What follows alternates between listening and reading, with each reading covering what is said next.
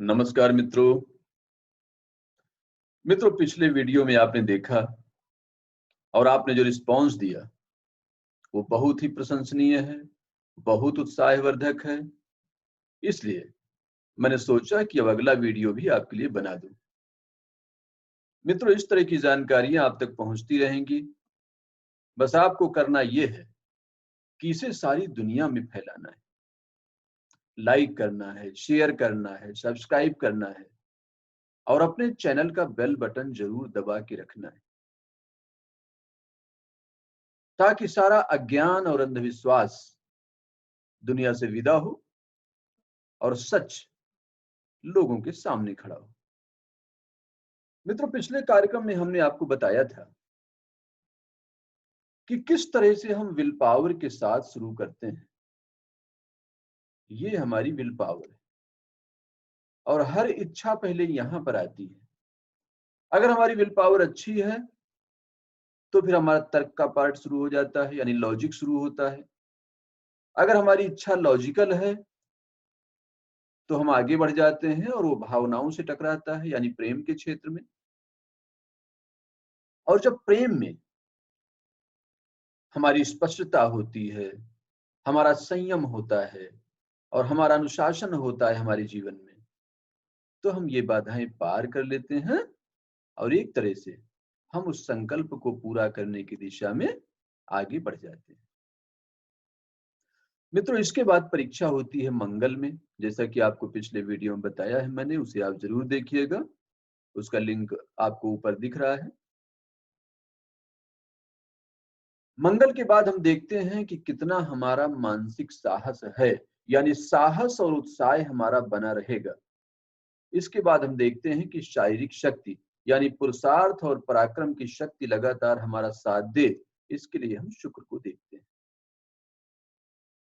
अगर हमारे पास शक्ति है तो फिर सही दिशा में चिंतन भी हमारा होना चाहिए, क्योंकि बहुत सारे लोग स्पष्ट चिंतन की कमी के कारण सफलता से वंचित रह जाते हैं। कई बार वो वहां से वापस आ जाते हैं जहां उनकी मंजिल का द्वार खुलने वाला होता है। उस समय वो सबसे ज्यादा निराश होते हैं और उसी समय जरूरत होती है पामवेद की परामर्श की। मित्रों, इन दोनों वीडियोस में आप समझ गए होंगे कि पामिस्ट्री और पामवेद में क्या फर्क है। पामवेद है तो पामिस्ट्री ही, लेकिन उसमें जो वैदिक विजडम है वो भी साथ में आपका मार्गदर्शन करता है। अगर आपकी हेडलाइन भी ठीक है तो आप इंप्लीमेंट करेंगे, यानी कि सही दिशा पर चलेंगे, लेकिन रिजल्ट क्योंकि रातों रात नहीं आते और परिश्रम बहुत लोग कर रहे होते हैं आपके साथ, सिर्फ आप ही नहीं निकले हैं मंजिल को ढूंढने के लिए। बहुत बड़ी भीड़ है, बहुत सारे लोग हैं जो उन चीजों को पाना चाहते हैं जिनके लिए आप घर से निकले हैं। तो आप कैसे पाएंगे?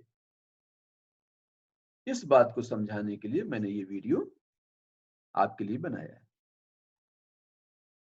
मित्रों, इसके लिए जरूरी है कि आपकी भाग्य रेखा साथ में हो, ताकि आप भीड़ से अलग दिखें।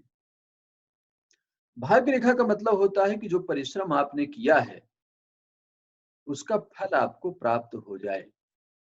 लेकिन उसके लिए भाग्य रेखा कैसी होनी चाहिए, कहां से उसका प्रारंभ होना चाहिए, कहां उसका अंत होना चाहिए, कौन कौन से दोष उसमें नहीं होने चाहिए, कौन से शुभ चिन्ह उसमें होना चाहिए, कौन से माउंट्स उससे कनेक्ट होना चाहिए, इन चीजों की जानकारी मैं अगले वीडियो में आपको दूंगा। लेकिन भाग्य रेखा अगर आपके हाथ में है तो निश्चित मानिए कि आपकी मंजिल करीब है और आप इस लायक हो गए हैं कि आपने जो संकल्प यहां पर शुरू किया था वो पूरा हो सके। लेकिन मित्रों, जीवन में बहुत सारे संकल्प होते हैं। जीवन बहुआयामी है, यानी कि लाइफ मल्टी डायमेंशनल है। एक बार आपका संकल्प अगर पूरा हो गया कि आपका स्वास्थ्य अच्छा हो जाए, तो दूसरी तरफ आपकी नौकरी चली जाती है।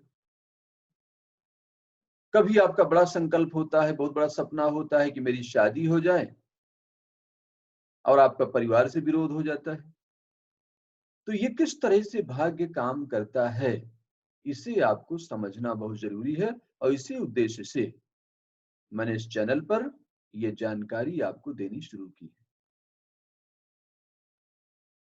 तो अगर आपकी इच्छा यानी आपका संकल्प भाग्य रेखा ने पूरा कर दिया है, तो ये भी हो सकता है कि आप एक कार्य की तरह, जॉब की तरह, आजीविका की तरह काम करते रहें और रिटायर हो जाएं और आपको कोई जाने ही नहीं, भले ही आपका पद बहुत बड़ा रहा हो।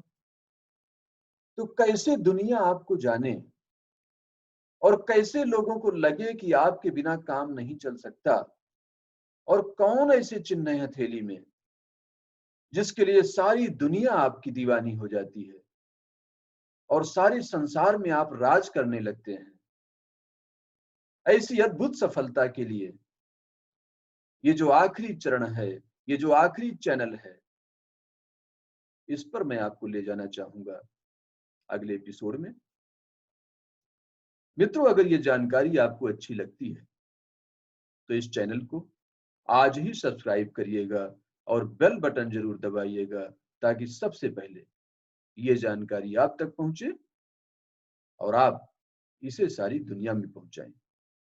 इतना ध्यान और प्रेम से सुनने के लिए बहुत बहुत धन्यवाद। नमस्कार।